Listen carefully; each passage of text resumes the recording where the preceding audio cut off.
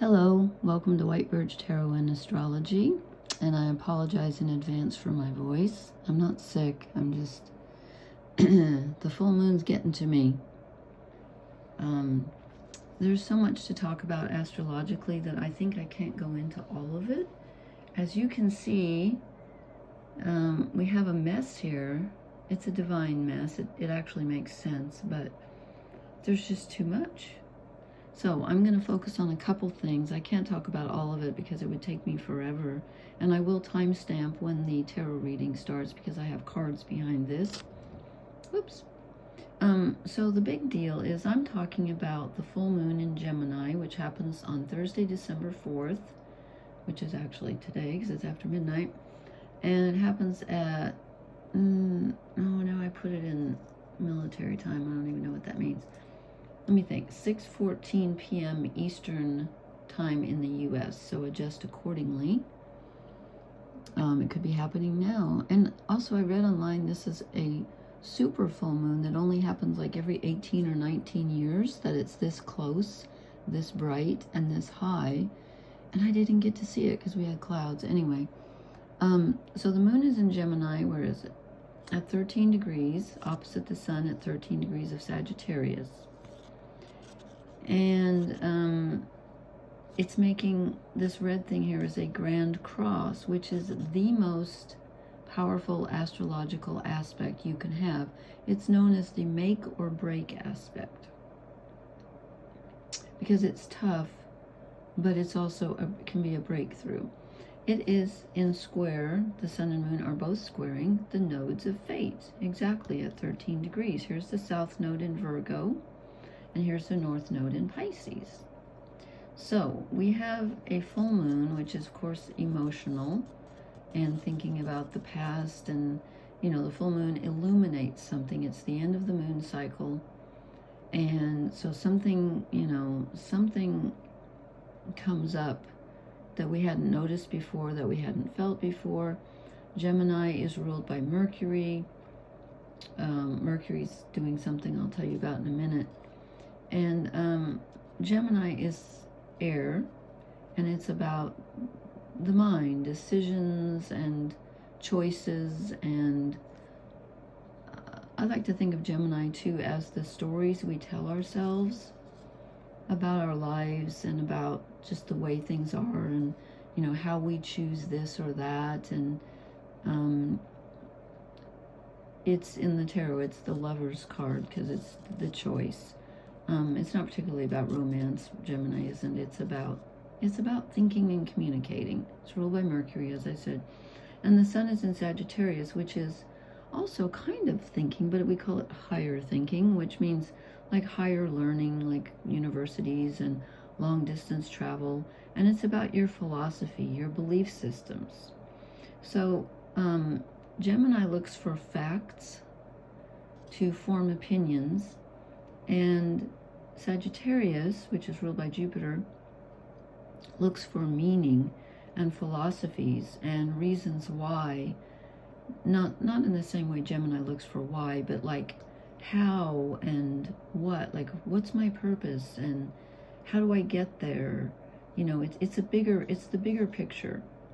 So we have the bigger picture opposite I'm going to say a little more narrow view of what's right in front of me. What can I hold in my hand? What can I see? What do the facts tell me? But Sagittarius isn't about facts, it's about myth. And as Joseph Campbell said, a myth is not something that never happened. A myth is something that's always happening. So if somebody asks me, what is this full moon about in one word, the word that keeps coming to my mind is truth. We want the truth. The other thing, though, about this is because it's in Gemini, we have to realize that the truth isn't always singular. Sometimes two opposites can be true at the same time. And that's kind of paradoxical, but it's true. And we have to accept that with this full moon. Now, the other interesting thing, as I said, squaring the nodes of fate. So it's about seeing where and feeling where we are focusing too much on the details in Virgo, South Node in Virgo, Where have we always tried to control and made things perfect, tried to make things perfect in the way we wanted them? And where have we needed to move towards a bigger picture and had more faith in the universe to lead us where it's best for us to be? That's Pisces. You know, taking everything into account, the big picture, fate, and, you know, the universe's will, if you believe in that, which I do. So that's what this full moon is kind of about. It's about, what am I choosing? What stories am I telling myself that are forming this meaning that I'm assigning to my life? And how can I make this a bigger picture? And what details do I need to let go of in order to embrace the bigger picture? And then, of course, we have this grand trine here. It's actually a kite with Uranus at the top. We have a grand trine between Mercury and Scorpio, which is doing a deep dive in the subconscious, which is, he's finally direct. And Neptune and Saturn together at the tail end of Pisces. And Neptune is still retrograde, and I wrote it down. Neptune goes direct on the 11th of December, so in a week, Neptune goes direct. That's going to be good, I think. I'm so glad. I'm like, just, this energy has been it's so karmic, and it feels so out of our control. And it is, but then again, it isn't, because Liz Green said, you know, fate and free will are kind of two sides of the same coin.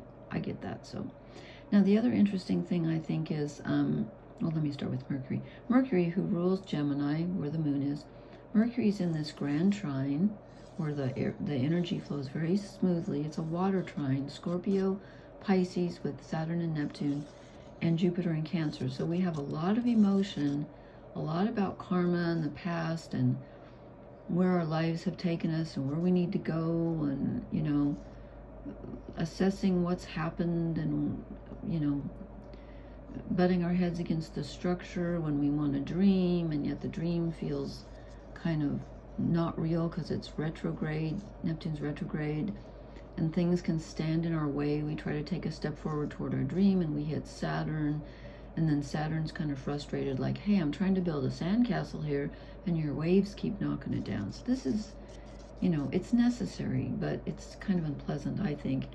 And then trining Jupiter in Cancer, which is making us focus, trying to get meaning out of what happened in our childhoods, in our past, emotional things coming up, expansive, so our emotions feel extra large and important. And, you know, Mercury and Scorpio here, digging in the dirt, digging in the subconscious, you know, going way down into the depths with Black Moon Lilith, you know, saying, why was I shamed for this? Why has this not been accepted? I want to express myself. I want to be real. Again, here comes truth. I want to be real and raw and authentic. Nothing else will do. Okay, and then the other thing I want to point out, because we have this ongoing mini grand trine again with Pluto, and Pluto is actually, is that a square? Let's see. No, it's a sextile. Venus is sextiling Pluto, so that's a good thing. A little freedom in relationships here, just a little breath of fresh air. Someone might be, friends might be supporting us at this time, or bringing us new ways of looking at things. But what I want to point out is that here's the sun, and the sun has Venus and Mars on either side of it. So we have, oh God, I have to do math. We have 8 degrees here and 9 degrees here. So the sun's sitting midway between Venus, our relationships, feminine energy, and Mars, our masculine, the divine masculine and the divine feminine, are flanking the sun. I think that's really interesting. So it's kind of about balancing the masculine and feminine. It's also kind of supportive. You know, desires can come up. Now, Mars in Sagittarius can be a little bit impulsive, so watch out for that.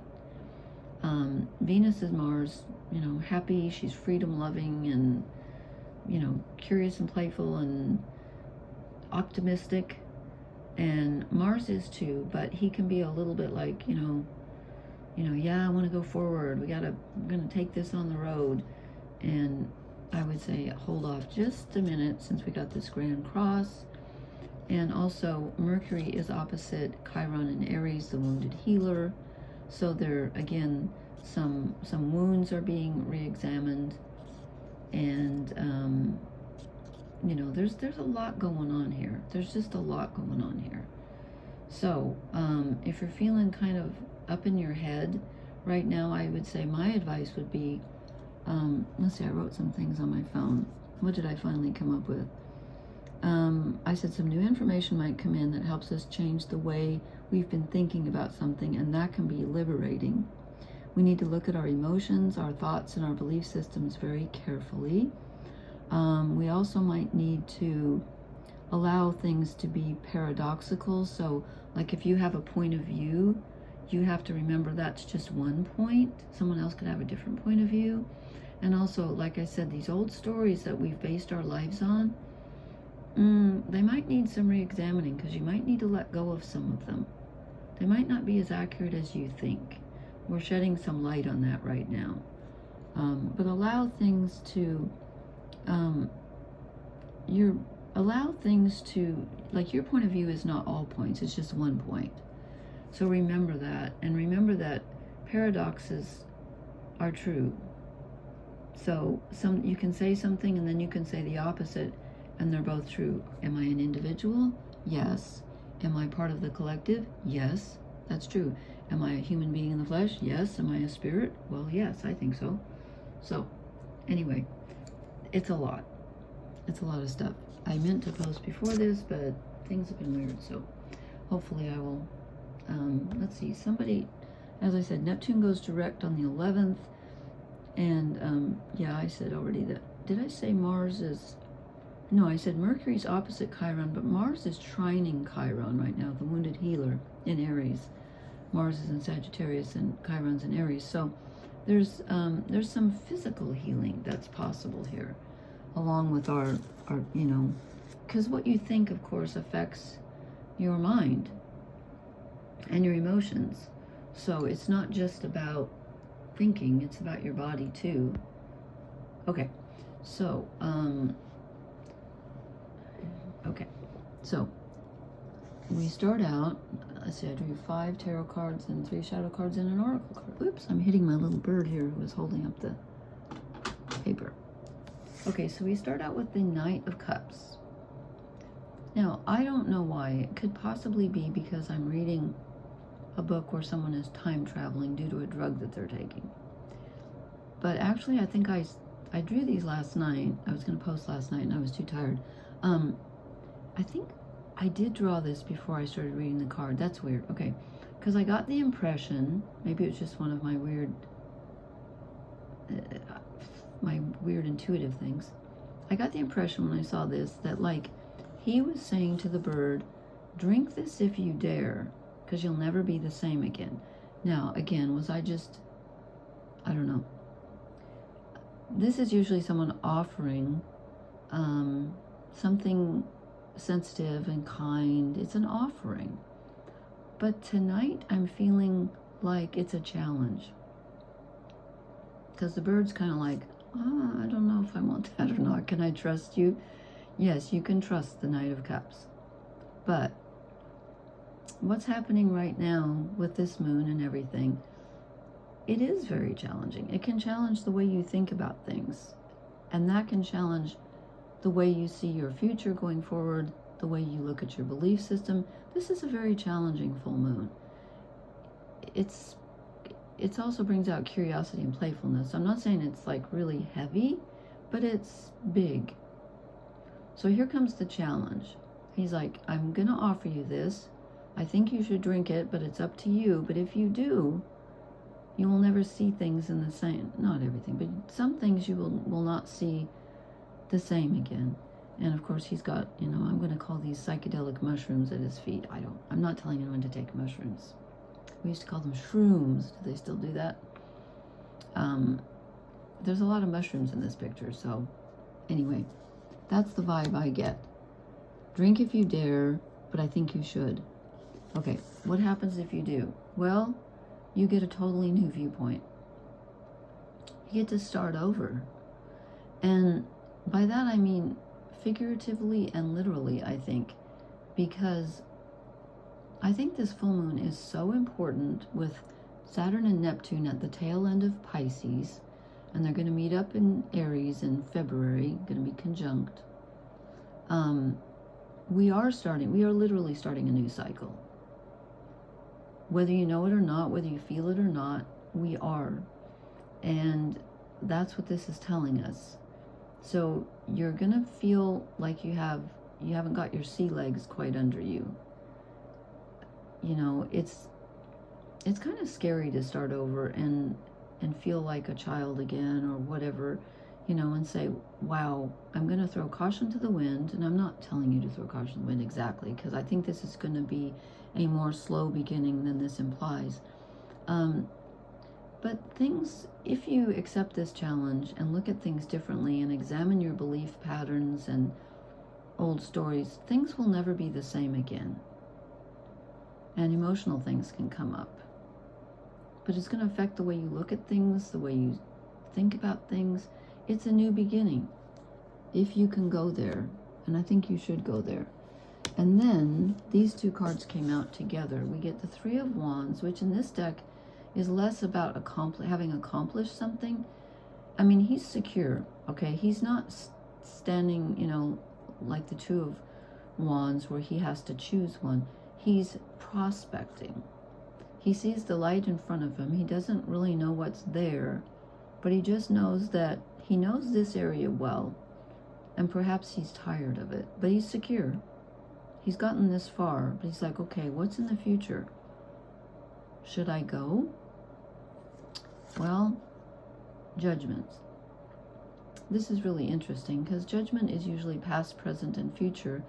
And in this deck, it's kind of about rising above the fray and rising above old judgments. And I think this is, you know, the Sagittarius Sun and Mars and Venus, and soon will be Mercury, asking us to see the bigger picture. And, oh, now it's doing that focusing thing. And we look at where we've come from and where we want to go. We don't rush anywhere, but we take everything into consideration. Where have our previous beliefs led us to? Is that where we want to go again? Think about that very carefully. It's a time to really consider your options, both on a practical level with with Gemini, and on a very large soul level with Sagittarius. The wands are, you know, physical and spiritual energy. And then where does it lead us? To the Page of Swords. This is good, because this is a new viewpoint. You're like, aha, this might be a new idea or a new way of looking at something, but it's there.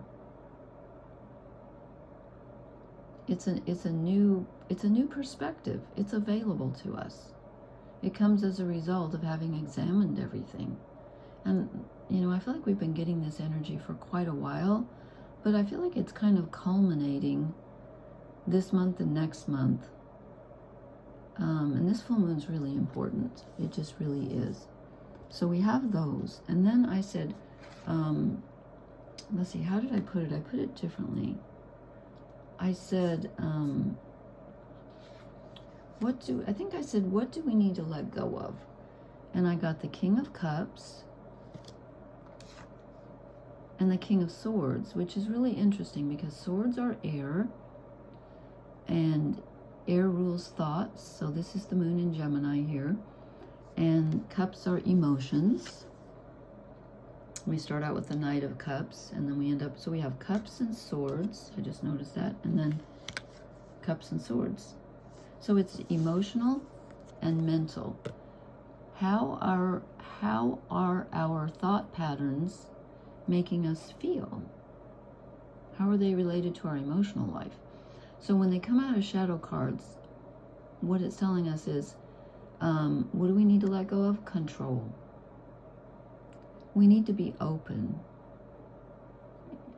Don't try to control your emotions. Don't try to control your thoughts.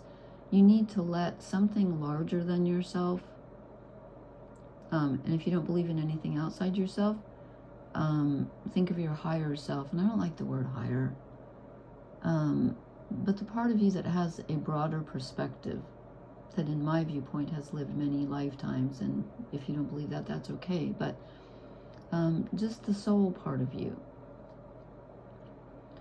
So we need to stop trying to control the story and stop trying to control the feelings that the story or stories create, and let go of some of that control. And then what do we do instead? Last shadow card. We get the Hanged Man. Now, since this, I said, what do we need? What do we need to let go of? I think this is telling us to surrender, because we don't really have a choice with Neptune and Saturn and Pisces at the tail end. But I think it's asking us also to give up the feeling of being victimized by our stories, by our past, by our inability to reach out right now and grab what we want, because, there's the key. I always wonder, what is that? That looks similar to that. I don't know what that is exactly. It's important, whatever it is. But this person is choosing, they may not feel like it, but they are choosing to remain in a sort of a helpless position, because they trust that the key will be given to them, or they will be prodded into reaching for the key at the exact right moment. So if you're feeling right now like you're stuck or you don't know what to do, maybe it's not the right moment, because you're being asked to be still, just for right now, until everything becomes a little more clear. And it's not going to just suddenly become clear, but you will know when the time is right, and you will be led to the key, or the key will be given to you. Okay, then I wanted to draw a fairy card. None would come out. So I picked up the Shaman's Dream deck, and I drew a card, and I didn't like it. And I drew this one first, put it back. Then I picked up the fairies, and they wouldn't come out. So I went back to this card, and I actually read the book on it. I don't know why I didn't like this. I guess because it's a play on words, and I wasn't, well, that's what Gemini loves. Why would I not love that? I love words. I love playing with words. But it was just something about that. Me talks, repairing the body, mind, spirit. I don't know. I put it back, and then after I read the book, I thought, oh, this is perfect. This is actually perfect. So I'm going to read part or all of what it says here, because I think it's perfect for this. It says, eliminating toxic thinking, repairing the body, mind, spirit, cleaning house. When the Me Talks card appears, it challenges you to discard the deep, dearly held judgments that you have passed over yourself and others. We get the Judgment card. Yes. Release the people who you feel wronged or offended you. I was crying about that tonight because I wanted to sue someone, and I found out it was too late. I swear to God. Yeah, but they did do a bad thing. Okay. Recognize that they mirror the shadow aspects of your own soul. Only then can you cull from your life the toxic people you have allowed into your inner circle. It's time for a cleaning of your proverbial house, or perhaps your literal house. Get rid of the thoughts and personal judgments poisoning your mind. Eliminate the inauthentic beliefs of others you've adopted as your own. Do so before your mind makes you sick. Remember when I was talking about how the mental energy affects your physical energy? Empty your literal cupboards of the unhealthy junk food poisoning your body. Well, now they're just lecturing us, but I agree with that. Fast for a day or skip a meal. We're not going to go there. Okay, Me Talks appears as a warning that you can no longer postpone the self-care and pampering you long for. The time is now. Do healthy maintenance on your body before you have to make repairs that you will never quite recover from. Well, that's grim. Me Talks has come to caution you that it is not too late, but you are at the 11th hour. Do not deprive yourself of the health you deserve. Okay, I think this is less about the physical, although there's an element of that, because what we think and what we tell ourselves can absolutely affect our physical health. So perhaps we should heed that. It's funny, I just finished a poem.